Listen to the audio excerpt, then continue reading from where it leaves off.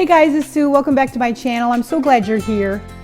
Well, the holidays are coming up pretty quickly, and if you're scrambling to find a new side to serve with your holiday dinners, I think you're really going to love this. Today we're making a creamy butternut squash casserole.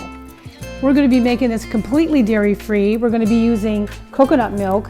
I like Thai Kitchen. You can use any brand you like. Just make sure that it's a full-fat coconut milk. I think that's what really makes this casserole creamy.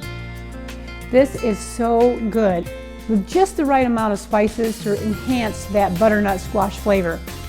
I think you're really going to love this recipe. It's simple, it's good. You're going to want to make it. Check it out.